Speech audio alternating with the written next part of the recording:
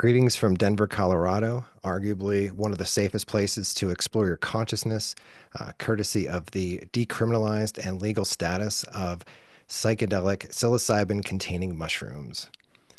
This is a recording of a class that I teach almost every Monday here in Denver to a live audience. And if you give me 1 second while I fix this up. Okay. Yeah. How did we get here? How did we get to this recorded, uh, basically a psilocybin mushroom 101 course where I can teach you all about psychedelic mushrooms? And then if you were here live with me in Denver, Colorado, I could gift you psychedelic mushrooms. Sounds like a page straight out of a science fiction novel, doesn't it? The mushroom wasn't illegal until 1971, when Richard Nixon and his cronies saw that a lot of the people that were against the Vietnam War were also consuming a handful of these psychoactive compounds, the mushroom being one of them. So, like I said, in a political move, they made the substances all felonies in order to break up parties and people that were dissenting against the war. We don't even have to guess about this. One of his cronies on his deathbed was quoted to a CNN reporter as saying, "Look, we understood we couldn't make it illegal to be young or poor or black in the United States, but we could criminalize their common pleasure. We understood that the drugs were not the health problem we were making them out to be, but it was such a perfect issue for the Nixon White House that we couldn't resist it." Now, one of the worst parts about the Controlled Substance Act is that it put a moratorium on the science. So the scientists couldn't even chime up and say, actually, this isn't nearly as bad as what you say it is. And the day the Controlled Substance Act went into effect, 80 research studies involving LSD and psilocybin were done, no more. And researchers were seeing a great amount of promise in these compounds. And this quote that I just love to float around, psychedelics are to the world of consciousness what the telescope is to the world of astronomy. Definitely recognizing the power of being able to use these compounds as a tool to explore the inner landscape. Um, Even simple possession of these compounds was considered a felony, and felons did not have the right to vote. And it wasn't until 1992 that Bill Clinton gave felons back the right to vote. And I think Florida is the only state that didn't follow suit. So there are 1.5 million felons that are ineligible to vote. Um, let's see, what else do I want to say this? I guess that's about it. Um, Fast forward to 1999, a group of researchers at Johns Hopkins University petitioned the federal government to give psilocybin to the dying. And their first round of studies was all about existential distress for the dying, cancer patients. And 80% of the people that went through these studies reported that it was the most spiritually significant experience of their entire lives. 90% reported that the effects were extremely long lasting. And we never hear from the 10%, which I would just be so curious to hear what they have to say as well. Um, I think it's kind of interesting that the last person to legally give psilocybin to somebody was one of the petitioners, part of that Johns Hopkins group. And since then, there have been universities doing psilocybin studies around the world, around smoking cessation, around alcohol cessation. And the study that I'm most excited about is the study where they gave psilocybin to religious leaders to see what they had to say. And essentially, they figured out if they give somebody around 25 milligrams of isolated synthetic psilocybin, it will, by their definition, occasion a mystical experience. And that 25 milligrams is roughly 3.5 grams of mushrooms. Um, the next stop on our little bus ride is in 2019. A journalist by the name of Michael Pollan wrote a book called How to Change Your Mind, and written from the perspective of a baby boomer who at one point partied with the mushroom, later in life to realize that there is a whole lot more going on, and looking back at indigenous use and seeing, the applications in the modern context, decides to take the mushroom himself and documents that. And I think that more than just about anything, that book has shifted the narrative around psilocybin mushrooms to the general public. And also in that same year, a group of people in a coffee shop in Denver, members of the Psychedelic Club of Denver, were talking amongst themselves, and they said, we've legalized cannabis, so what's the next low-hanging fruit, pun intended, to dismantle the drug war? And they decided that decriminalizing mushrooms fit that bill. So they walked into Denver elections with a handwritten ordinance, and Denver elections looked it over and said, "We know you tried your best, but that's not going to work." And so the group went back to the drawing board. And at that point, the media had been alerted and started reporting that there was an effort to decriminalize mushrooms. That same group walked back into Denver elections with a rewritten ordinance, and Denver elections once again said, "We know you did your best, but that's just not going to work." So, fortunately, third time's a charm here. A lawyer got involved and took the sanctuary city ordinance, which says that Denver will not use its resources to prosecute immigrants just because the federal government says to, and replaced the word immigrants with the word psilocybin. So the ordinance reads, Denver will not use its resources to prosecute psilocybin just because the federal government says to. And they made it a human rights issue. Denver elections looked at that and said, go ahead, go petition. I don't know if any of you were watching that election cycle, but on the night of the results came in, it actually looked like we lost. And what nobody knew is that when we went to bed that night, there were still 45,000 uncounted votes. It was the largest non-presidential turnout in Denver elections history. And at 4:20 the next afternoon, in true poetic fashion, they released the results that said that we had passed 50.5%. The difference was around 1,979 votes, which really meant that everybody that participated in that campaign helped to pull it over the line. And the media that morning that we thought that we lost had, laughed at us and said things like, haha, Denver, better luck next time. And they reminded us that in 2015, there was also an effort to put an initiative on the ballot to create parking spots for UFOs. So they had a really good laugh. And the next day, when the results actually came out, they had to report twice. So they had to eat their words, and we got a double dose in the media. Those of us that worked on the campaign had little to no idea how life would be different. But that night I was on the phone with a New York Times reporter and definitely felt psychedelic. A group of us that worked on the campaign recognized that education was going to be really important here, and that a lot of the harm around these substances was actually because of prohibition and not because of the substances themselves. So we decided to create an educational cooperative, and we held exploratory meetings to figure out what we could and couldn't get away with. Because even though the city ordinance was friendly to what we wanted to do, the state and the federal laws were not. So the last thing we wanted to do is get a bunch of people together to talk about psychedelic mushrooms and have the feds break up the party, just like Nixon intended. So after a year, we finally decided to open to the general public and nestle the psilocybin mushroom in a much larger conversation, and that is all mushrooms are magic. And if you've been paying half attention the last couple of years, it's true, all mushrooms are magic. We're holding these general meetings on a monthly basis, and about 120 people a month were showing up. We were the only lemonade stand on the beach, and it was like so exciting. About 4 or 5 months into our process, we collectively all went into lockdown. The pandemic happened, and we tried the online thing, but it just didn't have the same teeth as the in-person meetings. And as soon as we could meet in public again, we did. And people came out and we hung out in the park and we had speakers come in from all over. And not soon after that, the statewide campaign started up. A out-of-state political action committee came into Colorado, ran a poll, and saw that Colorado was ready for progressive law reform, in this case around psychedelics.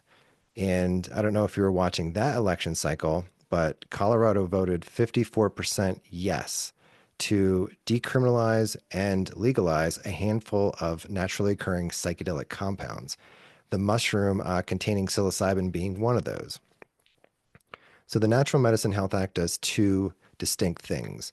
The first is that it creates a regulated pathway where people will be able to go into what they're calling healing centers and take psychedelic mushrooms with a licensed facilitator. The other side of the Natural Medicine Health Act, which is what we are benefiting from, is the personal use provision.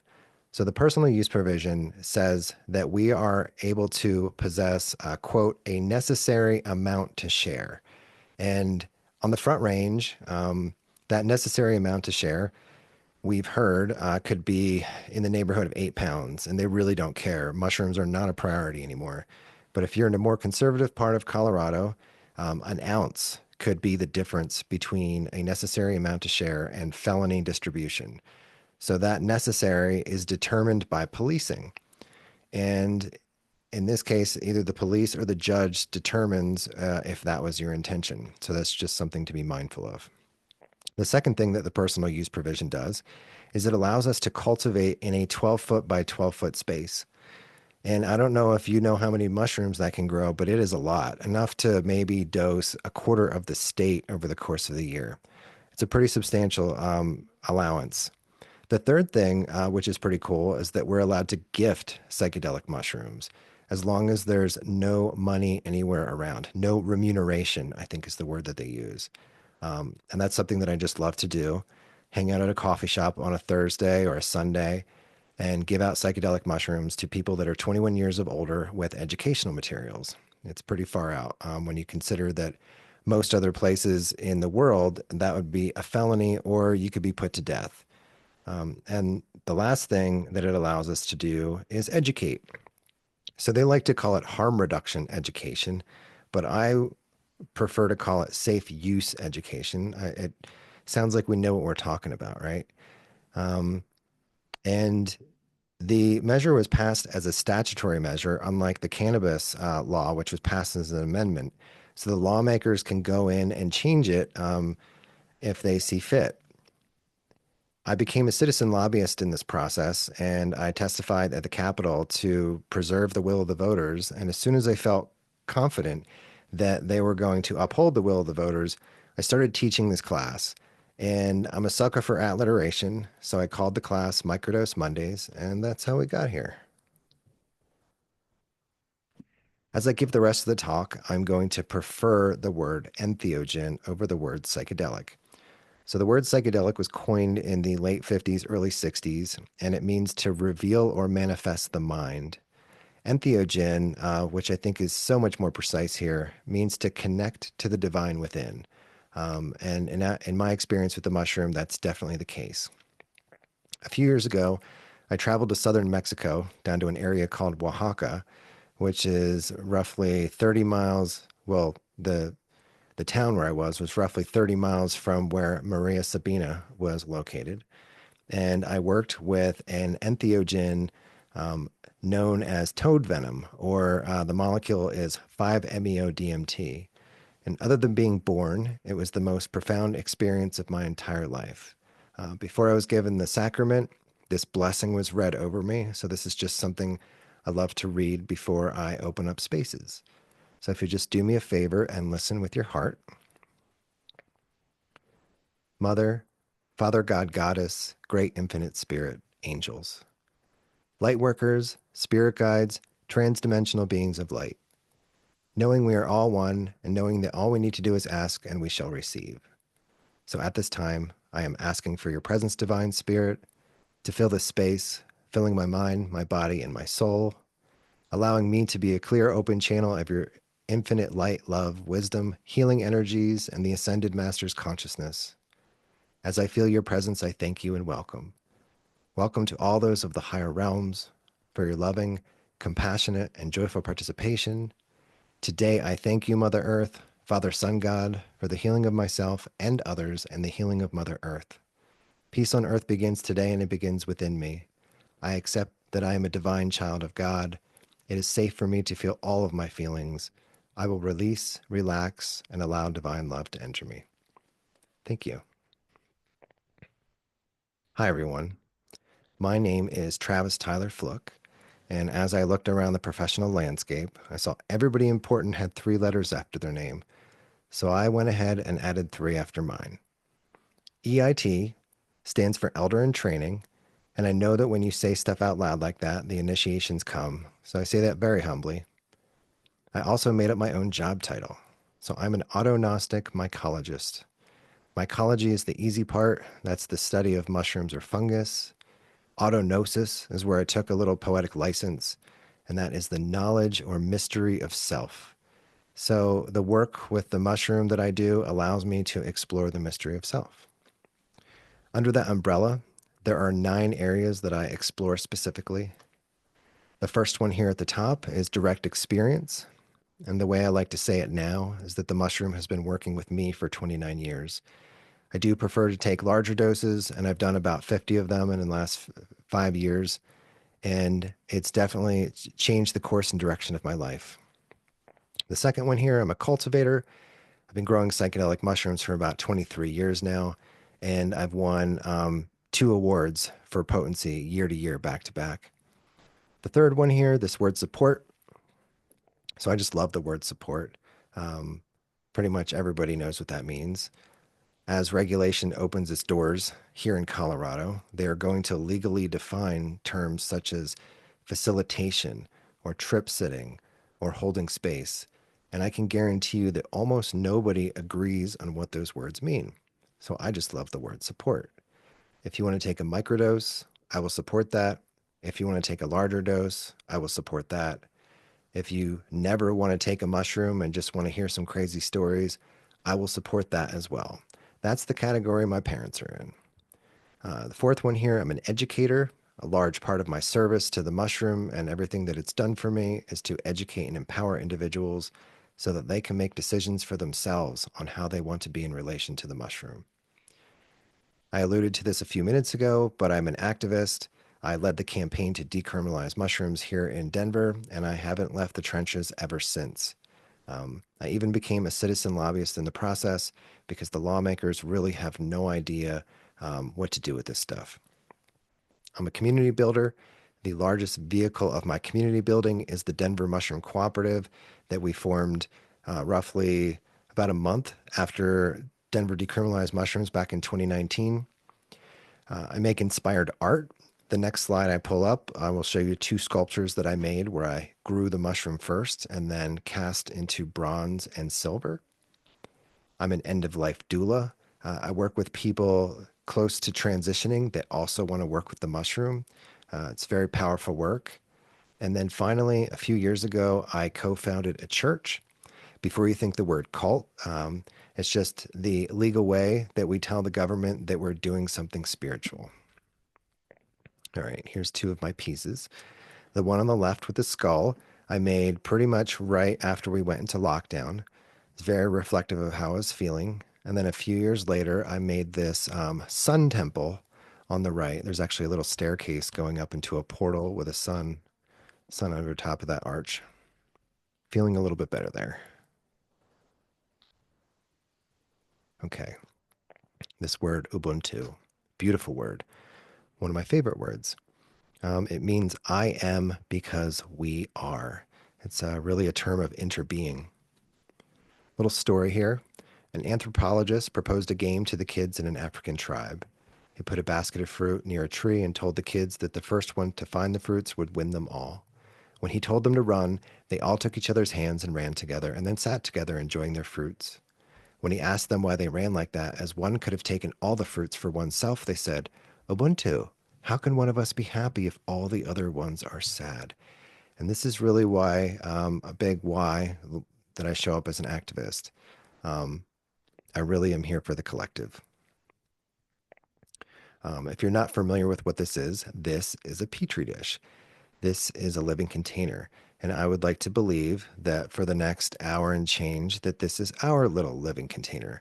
And hopefully, from the things that you'll learn tonight, there will be some growth and development. Again, I'm a sucker for alliteration.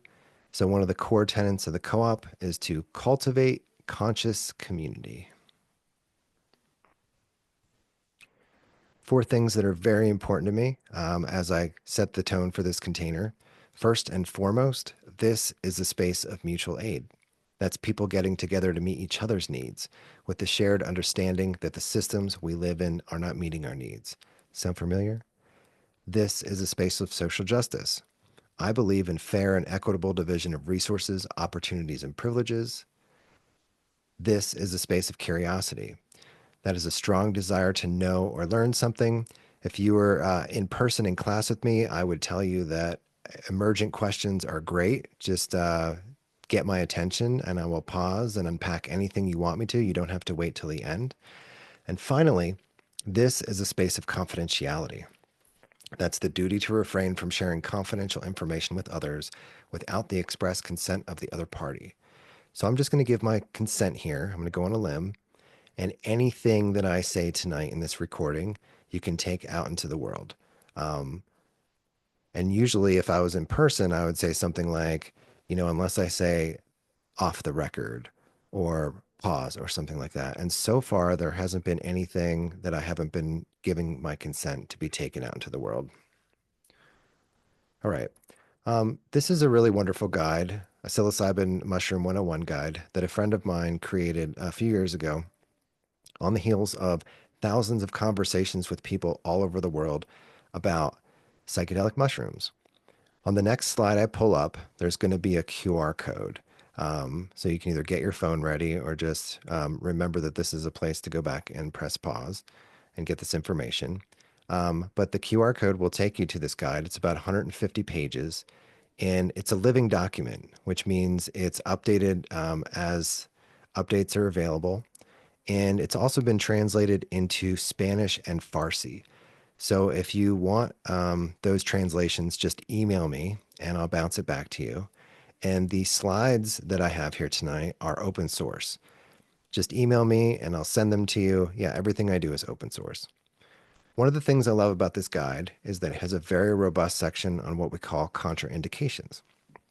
So, contraindications are either diagnosis or medications that the medical community thinks that we should use extreme caution or completely stay away from the mushroom. Here you go. Let me pull this up. I'm going to take a little drink while you scan that.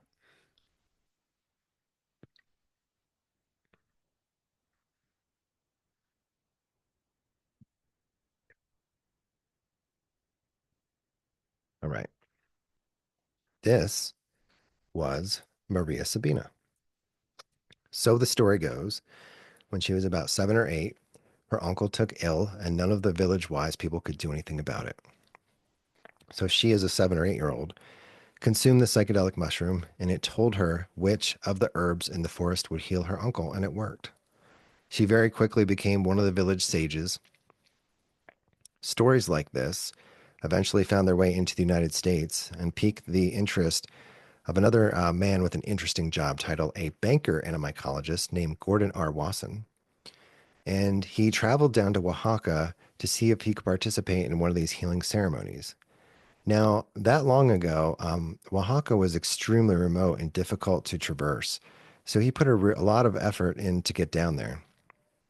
And a piece of this story I didn't have until a few months ago is that when he met Maria and he tried to get her to hold ceremony with him, she denied him 4 times before an elected official got involved and said, "You need to do this." Another part of the story that I didn't have until recently is that whether he knew it or not, is that he was being funded by the CIA to go down there. And that was roughly around the same time the CIA was participating in MK Ultra to see if they could use these psychedelics to control people's minds. So Maria agreed under a few conditions. The first condition is that he would not use her name. The second condition, he was not use her likeness. And the third condition is that he would not report anything that would allow people to come down there and find her. So what do you think he did? Um, when he went back to the States, he wrote a 10-page article for Life magazine. And in the magazine is the very first time that the mushrooms were called magic mushrooms. And as you know, the name stuck. Um, The villagers did not take kindly to this because a lot of Westerners started showing up in droves in a very disrespectful way. And Maria's story actually ends in tragedy. Eventually, one of her sons was murdered, her house was burnt to the ground, and she died in extreme poverty all alone. I bring her story up to illustrate the sacrifice that has been made and continues to be made by the indigenous to steward and protect these medicines, often in the face of Christianity and empire. Maria's message was extremely simple: heal yourself with beautiful love and always remember that you are medicine. Thank you, Maria. A sincere offering of gratitude to the benevolent ancestors who got us to where we are today. Words like reciprocity get thrown around a lot, but escape true embodiment. I challenge us to co create spaces that are full of acknowledgement, reverence, gratitude, and demonstrations of insight from the mushroom. So, this graphic here at the bottom is what we call an Aztec codice. The Aztecs utilized the mushroom in many of their rituals. And if we were talking about ancient Egypt, this would be a hieroglyph. So, it's a pictorial representation of some information. And if you can really get on top of this image, especially in the upper left hand corner, you can see the individuals are holding mushrooms in their hands. So this is depicting their mushroom ritual. And in this case, they took fresh mushrooms, dipped it in a honey that was created by a stingless wasp, and they would slowly chew the mushroom. And there's actually no record of them swallowing the mushroom. We now know that sugar helps psilocybin cross the blood-brain barrier, and we now know that psilocybin will absorb through the mouth. So it's almost like they knew something. If you research indigenous use around the world, there's actually no documentation of them using the mushroom dried, which is fascinating. And to the Aztec word for the mushroom translates to flesh of the gods. And they believed that the spirit of the mushroom would leave 3 days after the mushrooms would appear. It's very interesting. That word reciprocity, um, it's a really big one. And Westerners tend to look at something and say, what can this do for me? But reciprocity, as you can see here, the practice of exchanging things for mutual benefit. So there's a give and take here. And here are a few ways to integrate reciprocity into your healing journey. Number one here, accept that life exists beyond the five senses. That's definitely the story that I came into this life with. But as I walk the medicine path, my perception is, my aperture is expanding, and I'm seeing that nature is constantly communicating to us, even though we've fallen deaf. And something I like to bring up because it's happening is that Congress is holding hearings around UFOs. They have both aircraft and biological material. So it's really, yeah, there's a lot more going on. Number two here, treat nature the way that you would like to be treated. Number three, ask indigenous centered questions to learn from the wise. There are a lot of things that I've experienced in mushroom visions that a psychologist would not be able to contextualize. And I'm almost certain that they would ask me questions like, well, how did that make you feel? Number four, practice empathy for ancestral healers and their families. And number five, this is the first of 3 times I'm going to say this tonight. Trust the healing even if you can't understand it. This is not a linear process. Ancestral medicine practices a cosmology predicated on the belief that all entities are interconnected and woven from the same thread. If we allow the invisible mechanics of healing to work through us, we might stand a chance of healing ourselves, our ancestors that came before us, and the generations that lie beyond, and the environment herself. Enter the Western mind. So this is a little quote from Paul Stamets, a very famous mycologist here in the United States. And he once remarked that organisms that pair with fungi are rewarded. Upon reading this, I saw the wisdom in it. So evolution is typically an extremely slow process, very, very slow. And once in a while, there's these little what we call stair steps, and something happens very quickly. And if you zoom in, a lot of times there's a fungus there that kind of helps out the situation. So at one point, all life existed underwater. And then the first plant to be able to come out of the water and exist in the atmosphere was known as the liverwort. And it was able to do this because it was in symbiosis with a fungus. I don't know if anybody out there has saw the slime mold and Tokyo subway experiment, but you can go look that up. And it took about 2 generations to get the Tokyo subway system dialed in.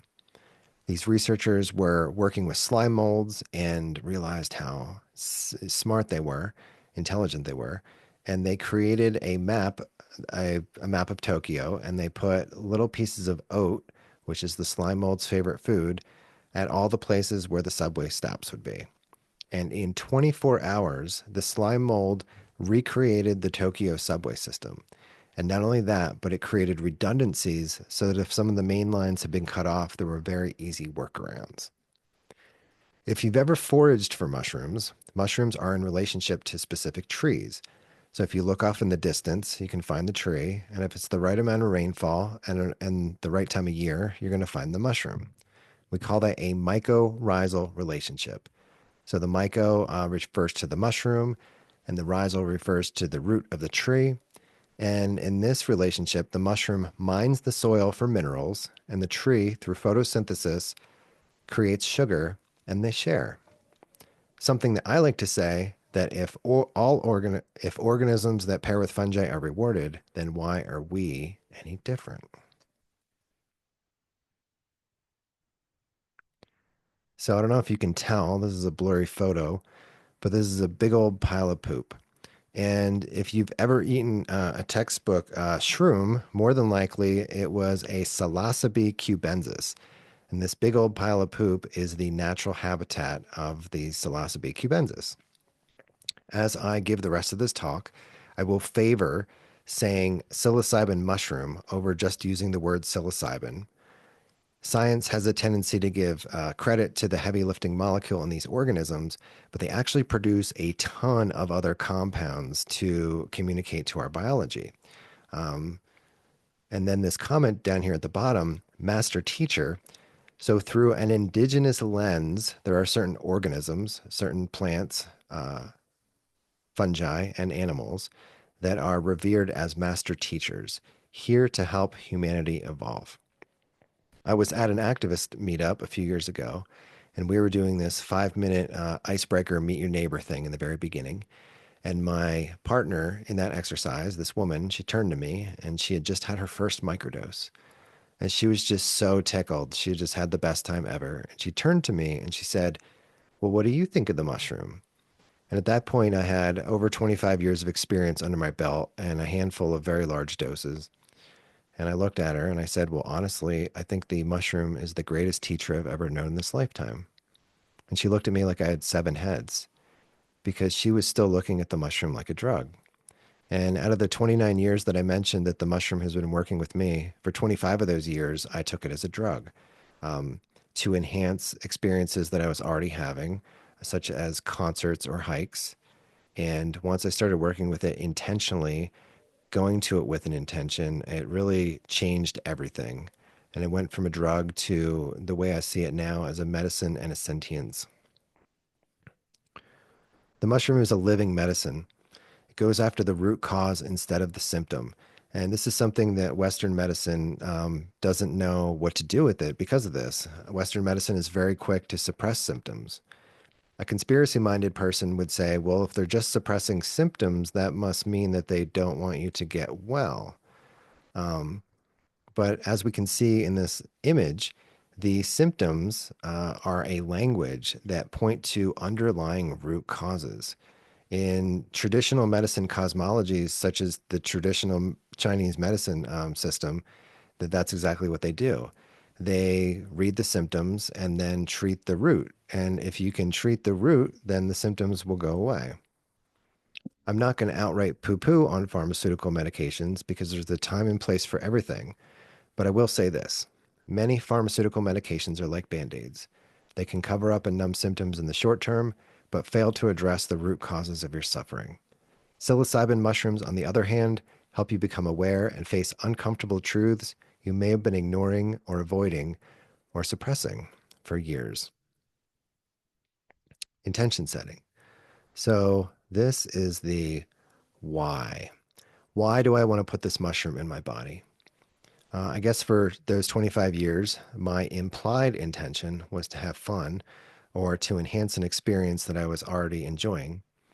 But I will say this, at this point in my relationship, before any experience with the mushrooms, no matter the amount, I believe is imperative to set an intention, some form of acknowledgement.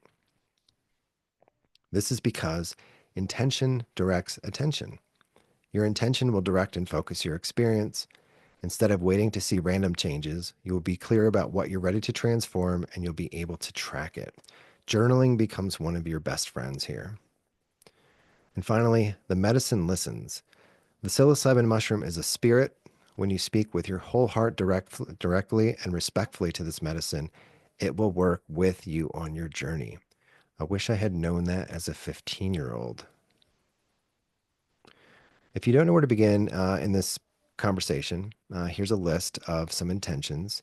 I know that the first time I went to the mushroom intentionally, I felt a little bit timid. Um, I had no idea what to expect. And the mushroom definitely responded in a way that it heard me. Number one here, help me to quit smoking. The studies that they've done with isolated synthetic psilocybin, I think 70 to 80% of the people that have gone through these studies have been able to successfully quit smoking cigarettes for up to a year. I wasn't able to find the next statistically significant treatment behind that, but what I was able to find is that out of 80% of people that want to quit, only 15% are able. So that's a pretty wide swing. Number two here, I want to process the trauma of my abusive childhood. Um, I think pretty much everybody that's going to be watching this is an adult, and I'm sure that you've recognized that things that happened to us when we were kids continue to pop up as themes, reoccurring themes, and cycles in our adult experience. Why do I turn to food to relieve my anxiety? Show me how to make my romantic relationship happier and more connected. Teach me how to be still, which I think is the last thing anybody wants to do in this day and age. I'd like to be comfortable in my body.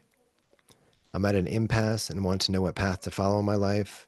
And finally, help me find the courage to ... You fill in the blank. Just to let you know that there are, it's a very wide scope of reasons why you can go to the mushroom. I decided to include some of my own personal work here. So, about a month after we decriminalized mushrooms, I started going through a divorce process. I caught my wife having an affair with one of my best friends, and I was at an extremely low point in my life. I was suicidal and I was having homicidal ideation as well. And when we were collecting signatures on the campaign, I had heard all of these powerful stories of transformation and healing with the mushroom. And this had never occurred to me. Like I referenced earlier, I really saw the mushroom as a drug. And here I was, listening to these heart-wrenching stories of people that were healing PTSD, treating eating disorders, managing bipolar. It's very profound. And so that was one of the threads that wove itself around that time. And the second was for years, I had been listening to a gentleman by the name of Terence McKenna. Um, some call him the bard of the psychedelic space, really beautiful orator. He's no longer with us, but he believed that we weren't taking enough mushrooms and prescribed 5 grams in silent darkness. So originally, that 15 grams that you see there at the top was 5 grams. A friend of mine had sent me 5 grams that he was just so proud of, and he had loved on them, and he just took so much care. And I didn't have much ritual in my life at that point. So I took a shower, I cleaned my bedroom, I lit some incense, and I made some tea. Um, I put an eye covering on, and I had these little earplugs, and I drank the tea, and I waited. And about an hour and a half into it, I realized that almost nothing was happening. And like I said, I've been taking mushrooms for years, so I really expected something substantial to happen from consuming 5 grams, and almost nothing did. We now call that a failure to launch, right? So the following week, to the day, I decided to do it again, and this time to take 5 grams of the mushrooms that I had grown, which I knew were extremely potent. And the afternoon before I took the mushrooms, I was really nervous, and I was talking to a friend, and she said, "Well, why are you so nervous?" And I said, "Well, I want to make sure that I launch this time." And she said, "Well, why don't you just take more?" And that's how that 5 became 15. So that night, I repeated everything that I had done before. I cleaned my room, took a shower, put a blindfold on, made the tea. Uh, but this time I had somebody with me. And if the toad was the second most profound experience of my life, then this was the third most. My intention here was to break through, or another way to say that is experience an ego death or a psychological death, not a real actual death. But I really, because I was suicidal, I just wanted to know that there was something more than this life that was going on. And the mushroom responded with a vision of what the other side at least felt like, maybe not look like. And I had an access to a memory that I didn't even know was somewhere either in my awareness or my biology, that my consciousness actually spends more time in that space than it does in a body. And like I said, I could be talking about this one for an hour, but I'll just leave it at that. The second one here, show me the deepest and most expanded aspect of myself. About 60 days after the first, I met one of my mentors in the flesh for the first time. I traveled out to Iowa to see him, and I must have really been on one. I said to him, "What's the most you've ever done?" He said, 9 grams. And I said, "Well, then I want to take 10." And he helped to craft this intention. And those mushrooms responded with a vision of a seemingly infinite library.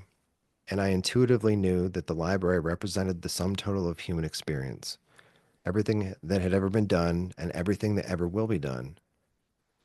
In the presence of everything that had ever been done, there's nothing to do. So, for the first time in my life, I was completely calm, more calm than I can ever imagine ever being. The third one here was one of the most difficult experiences of taking mushrooms. So, my intention was to surrender fully to the present moment. And as soon as the mushrooms came on, they started making fun of me. And they said to me, "You couldn't possibly surrender to the present moment because your life is completely out of balance and you refuse to stop eating inflammatory foods. So you're inflamed all the time." And they proceeded to make me have a midlife crisis and said, "Do you really want to live like this the rest of your life?" In an act of grace, at the end of the experience, after a whole lot of purging, they took me back to the last time that I was actually fully present. And interestingly enough, that was in the womb. So before I had bias or identification, yeah, that was the last time I was fully present. So I bring this up just to let you know that there's a wide scope of intentions that you can go to the mushrooms with. Towards the end of the talk, I will be talking about microdosing, and you can think of microdosing as sticking your pinky toe in a pool. Just enough that you know you took something. And then these doses right here reflect jumping into the deep end over with water over your head.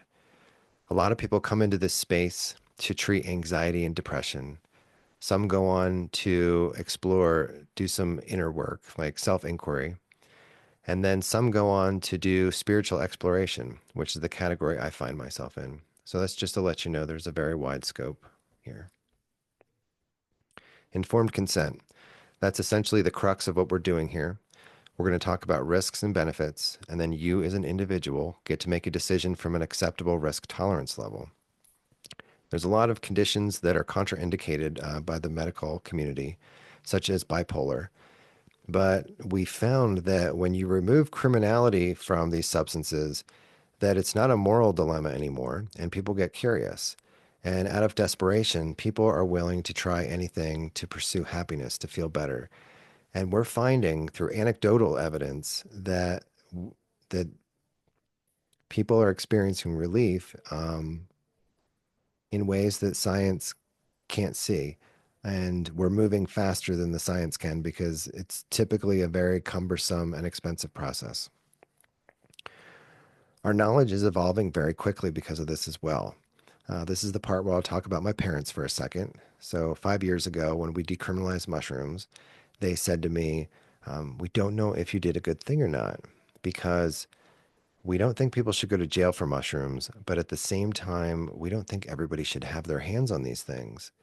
And fast forward 5 years later, my mom calls to tell me that Anderson Cooper is talking to Prince Harry about mushrooms. And now she says things to me like, you can tell he knows what he's talking about. So that's just like a little window into, yeah, how quickly this is evolving, how quickly public opinion is evolving. And then finally, there's an opportunity for all of us to reinvest in this knowledge pool through our testimonial and lived experience. So most of the stories that are told are powerful textbook stories of healing. And this actually pushes or marginalizes this failure to launch stories and the really dark stories. So a lot of times people are just afraid to bring those stories to forum.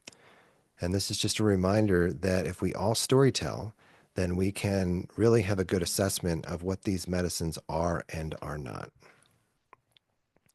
So this is a list of risks of working with psilocybin mushrooms. This is including but not limited to. Again, I'm going to bring up those contraindications that's in that psilocybin 101 guide. Number two here, nausea and digestive discomfort. This is more than likely because of the flesh of the mushroom. Flesh of the mushroom is made out of a substance called chitin, which is the same building block as an insect exoskeleton, so or a crustacean. Um, so when you're trying to digest a mushroom, it's almost like you're trying to digest a lobster shell, and some people just don't have the microbiome to do that. One of the hacks in order to help you out is to make tea out of the mushroom. So you can steep the mushroom for 5 to 15 minutes and then drink the liquid, leaving the little grounds at the bottom. And if that doesn't work, then you can take it one step further and eat a banana, an avocado, or some chestnuts a little bit beforehand because they all contain the enzyme to break the flesh down. Now, a word of caution that all three of those foods are on the latex allergy list. So just make sure that if you're telling somebody this, that you check in with them. Number three here, disorientation. So psychedelic disorientation is very difficult to explain to somebody if they've never had an experience like this. Movies try and do a good job of showing people turning into lizards or walls breathing, but yeah, what I can tell you is that your perception of time and space will be altered. It may speed up, it may slow down, and you could possibly experience intense changes in mood and feeling. There are two terms that we talk about in adjacency to these experiences, and that is set and setting. So these are the things that we strongly urge you to consider. So set is your mindset going into the experience. And the last thing you'd want to do after getting into a fight with your boss is eat a bunch of mushrooms.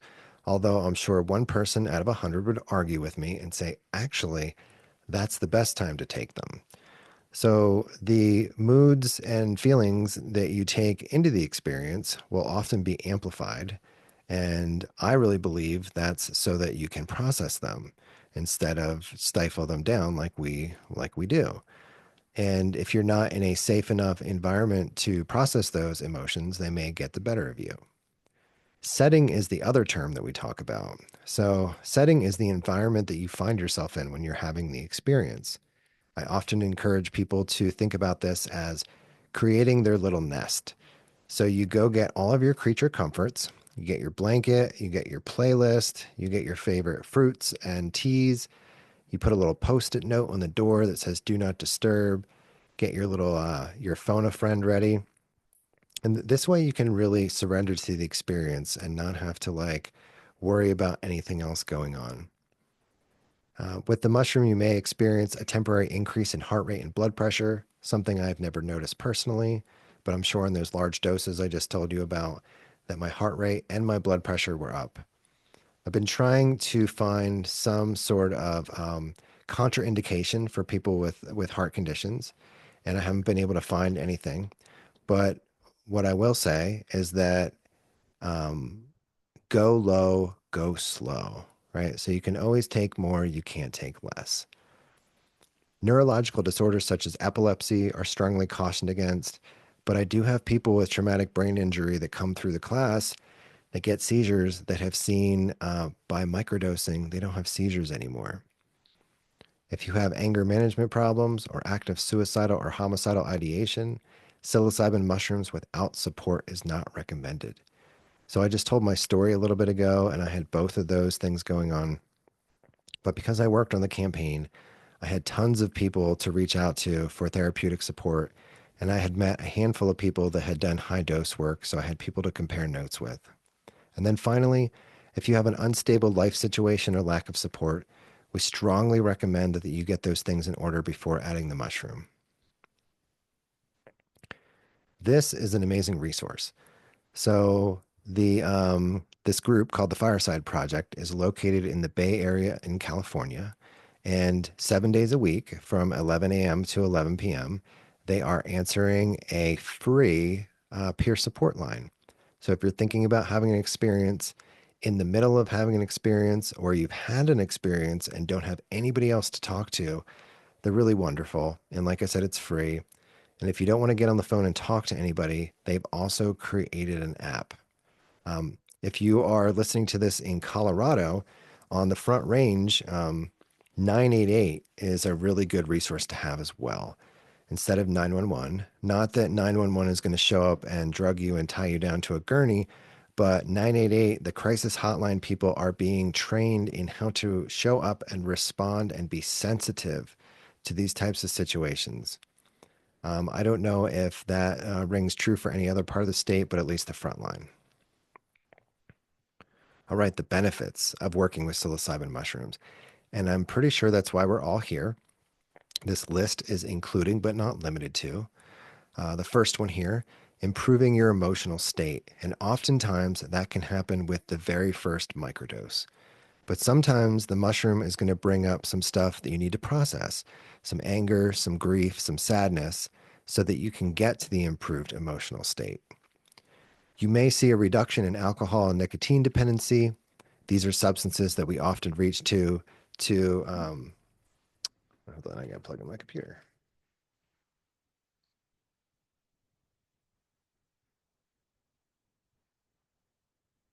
All right.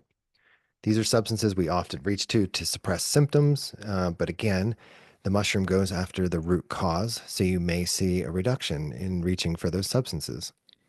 The mushroom has been known to alleviate depression, anxiety, obsessive compulsive disorder, and anorexia, which we now believe are all rooted in some form of trauma.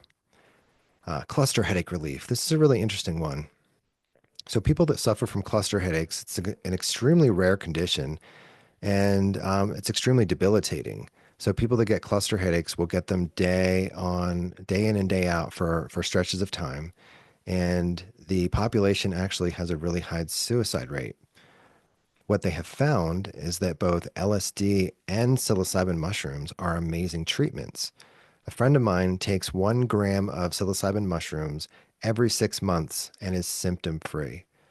If you or anybody you know suffers from these headaches, there's an organization called Cluster Busters out there that you can contact. The mushroom has been known to increase neurogenesis. That's just a fancy word that means the creation of new neurons, and this allows the brain to heal. The mushroom can increase neuroplasticity. This is just another fancy word, which makes the mind more flexible and allows you to more easily form new mindsets and habits. You may or may not have heard of this term called the default mode network. So, the default mode network has to do with your brain and how it models reality, your model of reality. The mushroom can soften that, and you can go in and make new relationships to different things or, decisions on how you want to respond differently. A really cool kind of like way to look at this is that you have a mountainside that has snow on it, and there's little footprints and little ski tracks, and these represent kind of the grooves that your thoughts kind of flow into. And a snow comes along. You can think of this the psilocybin mushroom as the snow, and it blankets it, and it gives you the opportunity to create new little footprints and new ski tracks. The mushroom can increase levels of creative thinking, empathy, and well being. Again, this probably has to do with the softening of the default mode network, the silencing of the inner critic, which allows these things to kind of wake up. When we were all kids and we saw a dandelion, we all lost our shit and we made a wish, and now we buy Roundup. I don't know what happened, but the mushroom can take you back to that childlike sense of awe. Things you've seen a million times before can become shiny and new and interesting again. And then finally, the mushroom can strengthen your connection to nature and other beings. Something that I like to do is to take a little bit more than a microdose, but not quite those large numbers I was just referring to, and go for a hike. And we think we're so clever, we call that a microdose. All right. Years ago, there was a commercial with a frying pan, and I think it said, "This is your brain on drugs," right? So the brain on the right, or the diagram on the right, this is a brain on psilocybin. Some researchers from the Imperial College of London have been mapping people's brains with fMRIs and witnessing the brain light up in ways that it doesn't typically. There's a lot of hyperconnectivity. So these diagrams essentially illustrate what's going on there. The brain on the left is in default mode network, and the color-coded regions around the circle stand for the different parts of the brain. And then, as you can see, there's a lot of chatter that stays within those regions. And the little lines that cross the circle are a little bit far and few between. The brain on the right is on 25 milligrams of psilocybin. And as you can see, it looks like a ball of yarn in comparison. So, what I didn't know until recently is there's actually the same amount of lines in both diagrams. And this hyperconnectivity is more than likely why it's so effective in treating traumatic brain injury, that there's a lot of rerouting happen. And there are effects from this hyperconnectivity, such as synesthesia, where people's senses are blended. So people can actually taste colors and things like that, if you've ever heard of anything like that. When you work with psilocybin mushrooms, you may at times feel more present, connected, resilient, grounded, open, optimistic, grateful, healthy, and happy. You may also find that you're able to feel more compassion and love for yourself and others. This is my story. Now, I wasn't an outright asshole before I started taking all these mushrooms, but it definitely helped to sand some of the corners down. You may experience an increase in energy levels and mental clarity. With an expanded sense of empathy and compassion, you may be able to handle difficult emotions with more patience and wisdom. Your relationships, habits, memory, and vocabulary may improve. Your nervous system and hormones may feel more balanced. Psilocybin mushrooms can connect you with your innate embodied intelligence and free you from rigid thought patterns and limiting beliefs. Simultaneously, you may experience less stress, brain fog, negative self talk, and physical pain. Judgments about yourself and others may lose some of their power. It feels like an infomercial every time I read that. It's so wild. Just does so many things. And I think this is kind of poetic. So this is my little kiddos down here at the bottom. I've been growing these specific psilocybin mushrooms for about 48 generations now. And pure poetry. The just as mycelium decomposes dead organisms and I can't read that. Recycles them into new life forms. Psilocybin mushrooms break down tensions, traumas, and toxicities in your system, transmuting them into positive emotions and states of mind.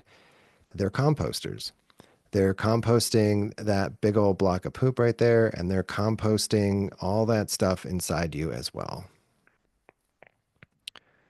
All right, finally, what is microdosing? Microdosing is a slow, steady, and most importantly, gentle approach to exploring psilocybin mushrooms. You may experience benefits from your first day, or it may take some time to recognize the positive effects. It is essential to be patient and develop faith in the process. That's the second time I'm saying this tonight. All right, word on the street is that microdosing is the practice of ingesting a tiny dose, in general, 1/20th to 2/10ths of a dried gram. Often you'll hear the word subperceptual with microdosing, but I argue that if you weren't perceiving it, then why would you do it? So I just love the word subhallucinogenic. Um, Microdosing is easy to incorporate into your daily routine without any significant impairment. You'll be able to drive a car. Requires less rigorous preparation and integration support, as the effects are more subtle and gradual. Allows you to experiment with dosages and protocols while tracking results in a more controlled manner. And finally, allows you to work on your mental, emotional, and spiritual health without overwhelming your nervous system. So, something I borrowed from herbalism is that each one of us holds these medicines differently. When I teach class, I gift out microdoses because I lab test them. I know that there is about 1 milligram of psilocybin per capsule. And I have people come back for refills, and they say to me, I only had to take half of one of those capsules, so half a milligram is my microdose. And then I have people that come back and say to me, I have to take four of those at a time, so 4 milligrams is my microdose. And that is essentially an 800% difference there. So each one of us holds these medicines differently. Um, while finding your microdose amount, you're going to explore the threshold of perception. Something I like to borrow from is I worked under a chef in my 20s, and he taught me about the threshold of taste. So apparently, you have to season food with just enough seasoning to be able to determine that that's in there.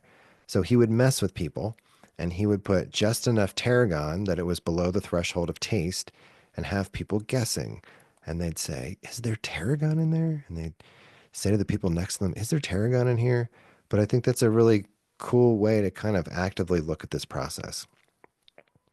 If you take enough of a dose that you definitely know that you took it, that's probably outside of the threshold of a microdose. We do this on what I like to call calibration day. So a calibration day is a day when you don't have shit to do, and you take your microdose on an empty stomach and you see how it expresses itself. We use an empty stomach because the mushroom needs our stomach acids to fully convert the psilocybin into psilocin, which is what our body uses. And days later, when you may want to take your microdose, but you don't have time to eat food, you don't want to find yourself too affected. So this is why we're doing this on an empty stomach. And you don't have to continue to take it on an empty stomach unless you want to. And then finally, we get to observe the relationship between your intention, your why did I put this in my body, or why am I doing this, and the outcome. We've seen that consuming small amounts of psilocybin mushroom increases visual, auditory, and mental acuity. So it makes things more noticeable. And I always think it's so interesting how the intention is revealed because we can notice things. When and how often to take your microdose. So the first thing you need to figure out is whether you're a morning or an evening microdoser. If I were to take a microdose now and it's about, I'd say 7:30 at night, I would be awake until 3 o'clock in the morning. Not because the mushroom is stimulating like coffee, but it's very activating. I tend to get very good ideas and I'm just in a pretty good mood. So I'm definitely a morning microdoser. There are people that come back and they tell me that when they microdose, they get tired. So I encourage them to be an evening microdoser. And then generally they come back and say, I get the best sleep ever and I wake up clear and feeling great. Um, so that's the first thing you have to figure out. The second thing is to figure out what protocol or schedule or rhythm you want to adopt. And generally, Your days on is a day that you take your microdose, and you can think of that as your foot being on the gas pedal. And your days off, you do not take your microdose, and you take your foot off the gas pedal and you see how far you coast. It isn't like ibuprofen where you have to take it every 6 hours. Oftentimes, you could take a microdose and a few days later, you still feel, an echo from the effects. So James Fadiman um, is the individual that we consider the godfather of microdosing, and he believes that one day on, followed by 2 days off, followed by one day on, followed by 2 days off, is the schedule. Now, granted, he was talking about LSD, but it works for the psilocybin mushroom as well. Paul Stamets, the mycologist that I mentioned earlier, believes that 4 days on, followed by 3 days off, is the move. And if this were traditional Chinese medicine, it would be a 5 days on and 2 days off protocol. The 2 days off is to make sure that if there's any unprocessed medicine, that your liver's able to process it. And if you've developed any sort of tolerance, then it will reset that tolerance. And then me here at the bottom, I'm an as needed microdoser. Before microdosing was a buzzword, I figured out that taking a small little piece of mushroom the morning after I ate a pizza would get rid of my inflammation and brain fog. Now, I tend to microdose if I know I'm going to be giving a talk in the middle of the day because it really calms me down and brings me into presence. And if I worked out really hard the night before, the microdose will also quiet my muscle soreness and nerve pain. All right, how do I take my microdose? Because I now have ritual with some of the larger doses, actually all the larger doses, I've now kind of built out a little ritual to have when I take my microdose. So I take it early in the day and I hold it between my hands and I whisper my intention and I say thank you. And then I close my eyes and really feel into that thank you and that intention. And almost every time I microdose, the word assurance is my intention. So I want to feel calm and in my body, present and in a flow state. And then I open the capsule and pour a little bit in my mouth. So the reason I do that is when we capsule something up and send it right to our stomach, our mouth misses out on the opportunity to say hello and trigger enzymes in our stomach. And then I will take a fair amount of liquid and swallow the rest of the capsule. So those capsules, they take a long time to digest in my stomach. And when I take things that are capsuled, I generally just open them up. And then that way, in the microdoses case, you're guaranteed that it's going to come on in 45 minutes to an hour rather than waiting, up to an hour and a half for that capsule to break down. All right. Integration is considered by many to be the most important aspect of working with entheogenic medicines. This is the lifelong process of understanding and incorporating the insights gleaned from your relationship with the mushrooms in ways that benefit you and your community. Another way to say that is to turn insights into demonstrable actions. So it's really easy for us to have insights in this process, but the trickier part is to take those insights and do something with it. I think in our culture we're very hot for experience, and we kind of don't always show up for the responsibility part. So processing the experience, when you have your days off or you come down, this is what gives you an opportunity to process. Reflecting on the experience can be as simple as going out into the world and talking about it. But I encourage you that as you share your stories, to have people ask you really good questions to get you critically thinking, rather than have them interpret your experiences for you. One of the mushroom's talents is to really meet you where you're at and to communicate to you on your terms. So having somebody interpret that might not translate very well. Remembering your intentions, it's really important to kind of keep that top of mind so that you can see the feedback loops close. Journaling, very important tool in this process. It lets you know kind of where you're at, where you think you want to go, and documenting the steps along the way.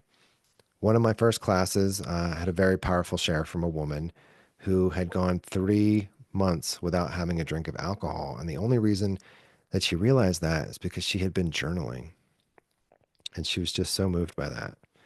And then finally, here at the bottom, adopting a meditation mindfulness practice is probably one of the best skills that you can pick up alongside microdosing. Microdosing is very subtle. And if you take time to meditate, even 5 minutes a day to quiet the mind, you will be able to really witness just how subtly that microdosing is working. Mindfulness is the companion behavior to meditation. So it's the ability to witness that process without any judgment. And when I was a young meditator, I thought the whole point of meditating was to sit and think about nothing. And what I didn't realize is that I would probably have to sit for 4 days until my mind got quiet. Um, but now as a mature meditator, I realize that if I just sit quiet and don't give myself any new input, that my mind will naturally bring things up. And then I have the opportunity to consciously process them. So I just can't stress that enough. If you were here in Denver, I would recommend that you come hang out with us on Tuesday nights.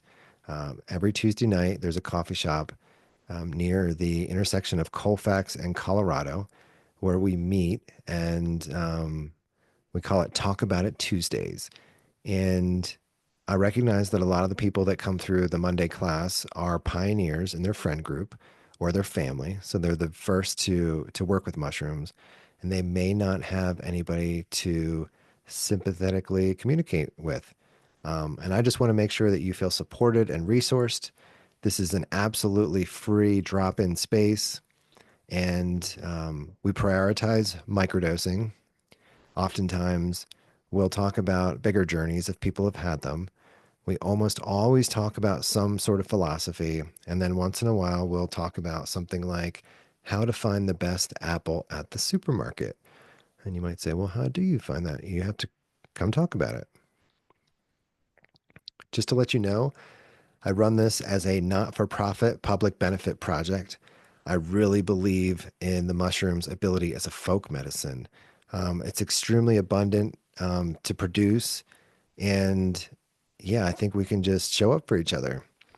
Uh, just to put some things into perspective, if we were in Canada in a gray area dispensary, I heard they're charging up to $5. When people come take the Monday class, I gift 24 capsules. So that would be around $120 that they're saving. As I poked around, I saw that there are a bunch of online churches that are selling microdoses, and 1 month microdoses from an online church is about $80. Um, I poked around and saw microdose education in the US is anywhere from $80 to $2,000. And then if we were in Oregon, because they passed a regulation model around psilocybin mushrooms, they do not have a takeout scenario. So if you were to take a microdose, it has to be supervised. And right now, the prices in Oregon for a supervised microdose range between $300 and $500 for a microdose. It's just a stark contrast to what we're doing here. This is the third and final time I'm saying this, that if you commit to this process, you are bound to benefit from the medicine, often in unexpected ways. This is my email if you need to get a hold of me. If you are coming upon this recording and you have any emergent questions, please reach out. I'm happy to answer them.